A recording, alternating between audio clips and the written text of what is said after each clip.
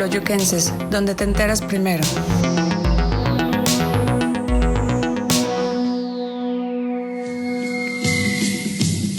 Crónicas Teoloyuquenses, una ventana a la historia de nuestro municipio.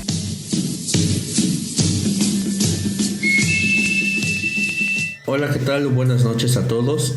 Bienvenidos nuevamente a este su programa Crónicas Teoloyuquenses. Gracias por acompañarnos una emisión más. Esperamos que sea de su agrado y disfruten las narraciones y crónicas de los acontecimientos más importantes en nuestro municipio durante las diferentes etapas de la historia de nuestro país. Ya nos encontramos en la segunda semana de celebraciones de la fiesta patronal. Llegamos literalmente a la mitad de este año 2019. Continuamos este sexto mes con todo el entusiasmo, pero sobre todo con todo el gusto e interés por seguir escuchando, conociendo y aprendiendo en cada una de nuestras emisiones las interesantes narraciones de los acontecimientos de nuestro municipio a lo largo de la historia. En la pasada emisión de nuestro programa, prácticamente podemos mencionar, introdujimos o dimos una introducción o contextualización sobre la relevancia de los tratados, de la firma de los tratados de Teoloyucan para llegar a lo que es el reconocimiento y las conmemoraciones de estos hechos como acontecimiento cívico-nacional. No pudimos abordar de lleno este tema en la emisión pasada debido a la vasta información que este tema merece, puesto que era necesario mencionar la relevancia e importancia, ya que esto es el contexto sobre el cual se desarrolló y se logró obtener este reconocimiento y conmemoración de estos hechos tan importantes. Este suceso trajo consigo el reconocimiento de la fecha del 13 de agosto como Día Cívico Nacional. Antes de comenzar las narraciones de esta emisión, aprovechamos la oportunidad para invitarlos a comentar y a participar con cualquier duda, inquietud y comentario que pudieran tener, los cuales con gusto comentaremos durante este programa. En esta ocasión, como ya lo he mencionado, las crónicas de nuestro programa tratarán en una segunda parte sobre el proceso de reconocimiento y conmemoración de la firma de los tratados de Teoloyucan como Día Cívico Nacional. Como bien lo mencionaba y como lo escuchábamos en la emisión pasada, este reconocimiento tuvo, como todo hecho en la vida, un proceso. Tuvo gente involucrada, gente interesada, gente que trabajó de manera ardua, otros quizá no tanto, pero gente que tuvo el interés para investigar, para sustentar y al final de cuentas lograr el reconocimiento de esta fecha como Día Cívico Nacional. Antes de comenzar con estas narraciones, quisiera comentar algo muy importante. En esta emisión se mencionarán los hechos tal cual ocurrieron, sin el afán de menospreciar, hacer menos a nadie. Simplemente se hará mención de los hechos de este proceso, de quienes participaron en el reconocimiento de esta fecha tan importante. Saludemos y demos la bienvenida a nuestro colaborador, el arquitecto Pablo Rosas, cronista por la AMECROM. Bienvenido una vez más, gracias por acompañarnos y compartirnos un poco de su conocimiento y por todo este cúmulo de datos históricos con que cuenta de nuestro municipio. Gracias de nuevo, bienvenido. Arquitecto, centrémonos en la temática de este programa. ¿Quién, cómo, cuándo fueron los iniciadores de este proceso de reconocimiento de la firma de los tratados de Teoloyucan? Si bien ya nos había comentado brevemente algo al respecto, nos podría ya hablar más detalladamente sobre este tema. ¿Qué nos puede comentar? Bueno, primeramente, muy buenas noches a todos. El agradecimiento por invitarme a esta mesa de trabajo. Un agradecimiento a los que nos han seguido en estos largos meses, en estos varios programas que ya se han permitido. Y antes de entrar en el tema principal, sí quiero enviarle saludos a personas que se han acercado a mí. Quiero hacer bueno, enviarle un saludo a amigos, a compañeros de trabajo, como son el ingeniero Jesús de el área de educación, que se ubica en la biblioteca de nuestro municipio, al señor Salvador Sánchez, al amigo Raúl y en particular a Quique, un familiar que le ha interesado toda esta serie. Es un sobrino que pues muy entusiasta, que está estudiando la prepa en este momento, y pues ojalá que se siga interesando por la historia de Teoloyucan, así como otros jóvenes que se han acercado, que hemos platicado. Y bueno, como ven, ya a estas alturas hay gente que identifica al programa, que de alguna manera pues, sí, también me identifican a mí. Pero ahora yo quiero hacerles un ofrecimiento. En la emisión anterior yo los invitaba a que se comunicaran para poder resolver o ayudar a aclarar sus dudas, sus inquietudes. Pero yo les ofrezco que si me envían un correo electrónico para tareas, para consulta, para tratar de aclarar esas dudas, yo les contesto personalmente a cada uno de ustedes. Bueno, esa sería mi introducción a este tema. Y vamos allá a entrar de lleno a las cuestiones que me has planteado, Eric.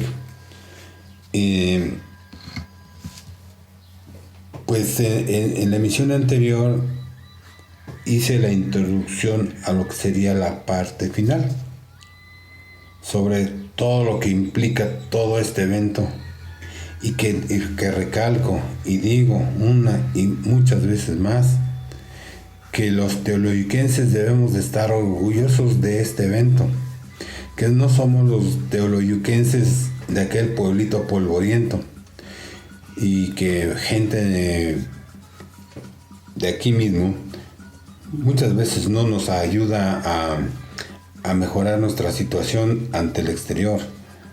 Hay gente de aquí que como que haciendo una broma, como que mofándose de algunos términos, eso para nada nos ayuda. He escuchado penosamente que dicen los maltratados de Teoloyucan. Creo que ya es tiempo de cambiar esas expresiones. O cuando dicen estamos en Polvoyucan. Caramba, bueno, pues vamos a trabajar todos y cada quien tenemos ese algo que aportar para mejorar las condiciones de nuestro lugar. Una de ellas sería precisamente divulgar, dar a conocer qué sucedió aquí o por qué en este caso ahora tenemos un reconocimiento tan importante a nivel nacional como lo es el Día Cívico Nacional. Y vayamos al origen. ¿Quiénes participaron en este evento? ¿Cómo se realizó? ¿Cómo se logró? Bueno, allá en 1991, el señor Felipe Martínez junto con su familia empezaron a divulgar este hecho tan importante que no conocíamos, que aunque seamos de ese lugar, muy pocos sabían del asunto. Me remonto a 1960 más o menos, cuando alguien, que también no se sabe a la fecha, yo no lo he descubierto, no he sabido quién fue, pero se le ocurrió que le pusieran a la primera escuela más grande de Teoloyucan, a la escuela primaria, Tratados de Teoloyucan. Pero hasta ahí, ni la gente con más preparación escolar, ni la gente con más experiencia en la vida sabía qué era ese asunto. No se abundaba, no se sabía. y mucho menos en los libros aparecía una información como esta. A ese señor, a ese luchador social que le gustó la lectura, a pesar de no tener ni la primaria terminada. Le gustó leer sobre la historia en general. Pero un día pasó por sus manos algún libro en donde mencionaban a Teoloyucan. Y como todos a la fecha, yo creo que cuando hay un evento de cualquier tipo y que escuchamos que dice Teoloyucan, pues como que le ponemos mayor atención y leemos, nos detenemos a ver de qué se trata. Bueno, pues este señor, si alguna vez tuvo en sus manos un libro, después fue a otro, y otro, y otro. Y eso le daba la seguridad para invitarnos a que apoyáramos un proyecto. Él decía, tenemos que lograr que sea un día nacional, así en sus palabras. Y pues algunos creímos, otros no, pero él siguió su lucha. Una lucha que duró alrededor de 20 años. En los primeros, pues la idea, sin darle forma. Después ya vino la forma, vino el proyecto, pero faltaba ese algo, faltaba la parte de la gestoría, faltaba la parte legal, y desde aquí no se iba a poder lograr. Entonces, así como inició su campaña promoviendo este proyecto, hablando de Venustiano Carranza y de Álvaro Obregón, él quiso apoyarse en algunas personas y algunas le dieron la espalda. Algunas no lo trataron bien, pero hubo algunas cuantas que sí creyeron en él. Y sus argumentos eran tan sencillos. Aquí estuvo Venustiano Carranza. Aquí se firmaron unos tratados. Y puso, por ejemplo, que teníamos un obelisco en medio de las vías en el centro de este pueblo. Un obelisco que fue precisamente para conmemorar ese hecho tan importante. Y señalaba a un negocio que en su momento le llamaban La Corona. Y decía, ahí en esa casa, ahí estuvo Carranza. Y decía, si tenemos también esa escultura dedicada a Álvaro Obregón, no es nada más porque nos la vinieron a imponer, es porque tiene mucha importancia. Y ahí se desplegaba esto, por esto, por esto y por esto. Bueno, ya algunos de los que queríamos poco o no les creíamos, empezamos a ver que su plan, que su proyecto tenía sentido. Y entonces ya nos acercábamos a él, muchas veces con la intención de que nos comentara, que nos recalcara todo eso que él sabía. Porque pocos también sabíamos que esto ameritaba realizar todo un proyecto legal hasta que se lograra este objetivo. Pero con toda su ignorancia, desconocimiento de don Felipe Martínez, él siguió, y a donde se tropezaba, buscaba información, donde le cerraban la puerta, buscaba a ese alguien. Y así es como, entre tocar puertas y acudiendo a los amigos políticos, como decimos, de arriba, él se fue abriendo paso. Lo mismo estuvo con el gobernador del Estado de México, como fue Pichardo Pagaza, como fue inclusive Peña Nieto cuando estuvo como gobernador del Estado. En el caso de los presidentes de la República con quien tuvo contacto, fue con Salinas de Gortari. Imagínense nada más a quién se enfrentó. Estuvo con Zedillo, obviamente con Peña Nieto, pero no faltaba que le pusieran peros. Pero no, yo digo que no eran peros, eran requisitos que él desconocía y que se podían tomar como pretextos para no darle seguimiento. Vicente Fox, nuestro expresidente, un día le dijo: Felipe, con que tú quieres tu banderita. Y le dijo: sí, señor. Pues ¿sabes qué? Te la vamos a dar, pero tienes que cumplir con estos requisitos. Y ya le dijeron: no, pues mira, tienes que buscar que alguien avale este hecho tan importante, pero tienes que recurrir, por ejemplo, a historiadores. Y luego, después de esto, tiene que entrar tu proyecto a la Cámara de Diputados. Y bueno, pues ya palabras mayores, ya situaciones un poco más complejas, porque bueno, y a quién se acudía. Pero aquí tenía que nacer desde este punto, con el cronista municipal. Un cronista municipal que estuvo por mucho tiempo. Algunos dicen: es que no era de Teoloyucan. Me refiero a don Felipe Hernández Lascano, que por 30 años más o menos fue nuestro cronista oficial.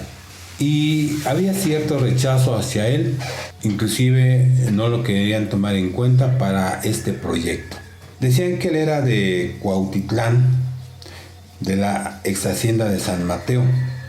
Pero qué error tan grande, porque efectivamente el señor nació en la ex hacienda de San Mateo, pero por malos manejos se dice que hoy esa zona es de Cuautitlán, México. Y don Felipe Lascano, Hernández Lascano, él defiende el territorio porque es teoloyuquense. Que los malos manejos actuales hayan desprendido o pretendan desprender definitivamente ese territorio de la ex hacienda de San Mateo, que estamos hablando de 17.5 kilómetros cuadrados que pretende el municipio de Cuautitlán quitarnos toda esa superficie. Hecho esta aclaración, el señor don Felipe Hernández Lascano aceptó el cargo, aceptó el trabajo de decir: sí, yo contribuyo con la parte histórica para que esto siga su camino. Y es así como se justifica la intervención del profesor don Felipe Hernández Lascano. Pero sigue el proceso. Y entonces cuando ya se arma ese proyecto, nos piden que sea avalado por algún historiador de renombre internacional. Bueno, ¿a quién se acude? Pues ahora sí que buscándole, por ahí se supo que estaba un historiador como el licenciado Matute, que estaba el historiador Smithers, y estaba otro historiador que ni más ni menos de apellido García Diego. Fíjense la importancia de estos personajes que a nivel mundial son reconocidos. Ellos son los que participaron para confirmar las palabras del profesor Hernández Lascano.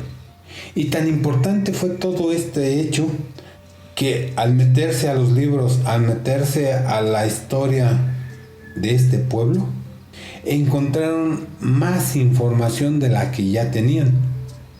Como un paréntesis, todo este evento que se realizó un poco antes del 2014 dio material, dio la pauta para que el historiador García Diego escribiera un libro que se llama De Guadalupe a Teoloyucan. Fíjense nada más la importancia. Ojalá tengan la manera de leer este libro, porque con esto viene como que a concretar, viene a resumir de una manera tan sencilla, tan simple, lo que fue ese hecho que nos llevó a ser un día cívico nacional. La trayectoria del ejército constitucionalista de la Hacienda de Guadalupe al promulgarse el plan de Guadalupe en ese lugar, su recorrido de los ejércitos hasta Teoloyucan Eso le dio material, le dio la importancia del contenido de este gran evento al historiador García Diego, y tiene pocos meses de haber sacado a la venta este magnífico ejemplar. Una vez aclarado esta situación, continúo. Bueno, ya hablamos de que se requirió de tener, en este caso, el aval de alguien que dijera que sí, que merecía continuar este proyecto. Pero viene otro, el aval municipal. ¿Qué quiere decir? Que tenía que ser solicitado por el presidente municipal en turno, don Felipe y demás que ya estaban integrados a este grupo, pues acudiendo como fue indicado, se acercaron al presidente. Pero ahí vino la desilusión, porque de inmediato se vio que pues que no le importaba este proyecto. Él no creía que este proyecto saliera a flote, que fuera autorizado. Pero en fin, el presidente, en ese momento, Gerardo Lisiaga, el locutor de deportes de Televisa, recibió el proyecto, pero la respuesta tardó y cada rato se presentaba don Felipe. ¿Y qué pasó? ¿Y qué pasó? Pues simplemente no había respuesta. Pasaron los meses hasta que un día le dijo: ¿sabes qué? Regrésame el proyecto. Pues así sucedió. Le regresa el proyecto, demostrando que era esa falta de credibilidad de que se podría obtener el nombramiento de ser Día Cívico Nacional. Este proyecto ya contenía todo, ya estaba en principio la aportación de un cronista municipal, de 3 historiadores, y que esto tenía que seguir, ya no se podía detener. Y entonces, don Felipe, que en este caso su corriente priista hacía que tenía que seguir, que tenía que redoblar esfuerzos y tocar puertas como ya lo había hecho en otros lugares, que tenía que enfrentarse a quien tenía que hacerlo, pero se tenía que lograr este asunto. Y entonces, pues sonaría absurdo. Y entonces don Felipe recoge el expediente técnico, y en ese momento también un expresidente como lo fue Juan Carlos Uribe va y lo visita y le expone el proyecto. Entusiasmado de todo esto, dice: lo vamos a lograr. Se mete el proyecto a la Cámara de Diputados, y previa revisión, previo debate, todo esto, llega el momento culminante. En este caso, me voy a saltar algunos pasos, pero finalmente entra a la Cámara de Diputados, Juan Carlos Uribe presenta el proyecto, se lleva todo el proceso ahí, proceso interno en la Cámara de Diputados, y por fin se modifica el artículo 18, inciso A de la Constitución mexicana. Y el día 14 de abril del 2014 es aprobado ese decreto, y incluyen a nuestros tratados, junto con el escudo, la bandera y el himno nacionales, en ese artículo que fue modificado por decreto constitucional.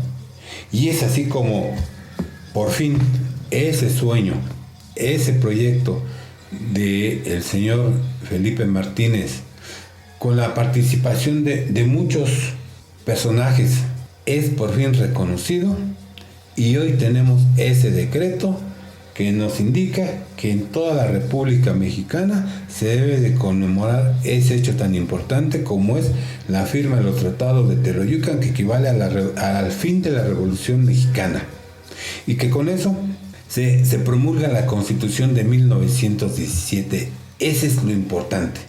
Y la ley dice que debe de conmemorar ese evento tan importante del centenario o bicentenario que haya ocurrido en el mandato del presidente de la República Mexicana en turno.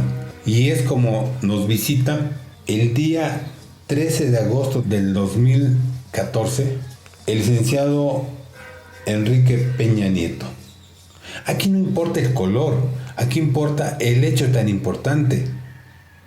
Y ese día literalmente fue un día de fiesta nacional.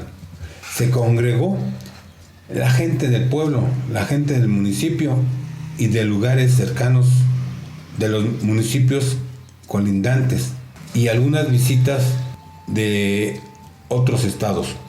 Ese fue el día más importante para los teoloyuquenses, que se confirma ese decreto y que se viene a conmemorar con el presidente de la República Mexicana, y que ahora esa frase que no tengo identificada, pero que dice: caminante, estás ante un lugar histórico, pues aquí se firmaron los tratados de Teoloyucan. Ese es el hecho tan importante que hoy conmemoramos año con año.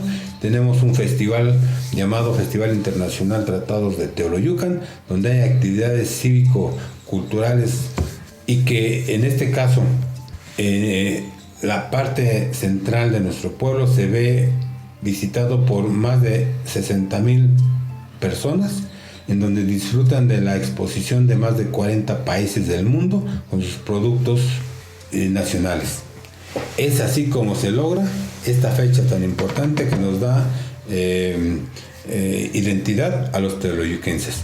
Pues tenemos fechas tan importantes, y después de esa que le llamo la mejor, la única, que fue el día 13 de agosto, cuando se firman estos tratados de Teoloyucan en 1914, y que por decreto se constituyen en un día cívico nacional.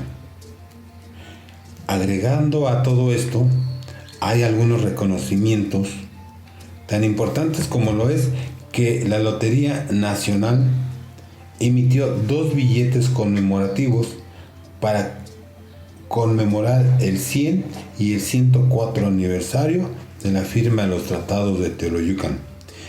Y no podemos olvidar que también Correos de México tuvo la emisión de una estampilla conmemorativa del 100 aniversario del Ejército Mexicano. Este es el reflejo de la importancia que tiene este evento para toda la República. Dentro de los hechos importantes en el reconocimiento del Día Cívico Nacional, debemos de tener ese dato tan importante de cómo el proyecto entra a la Cámara de Diputados. Este documento está fechado el día 8 de octubre del 2013 y va dirigido a la Cámara de Diputados, y la iniciativa dice que es con el proyecto de decreto que reforma el artículo 18 de la Ley sobre el escudo y la bandera y el himno nacionales, presentada por el diputado Juan Carlos Uribe Padilla del partido del PAN, Acción Nacional. Se turna a la Comisión de Gobernación, y en el diario de los debates del 8 de octubre del 2013.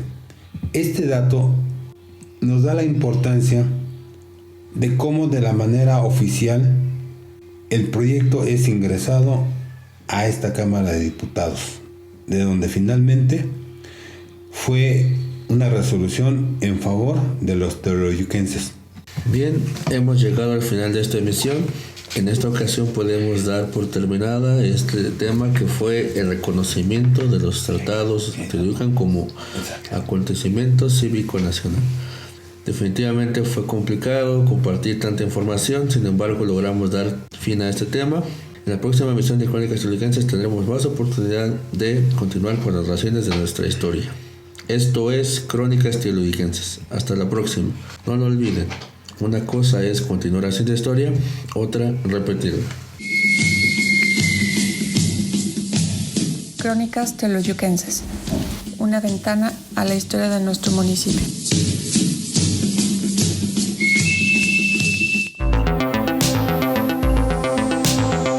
Teoloyuquenses, donde te enteras primero.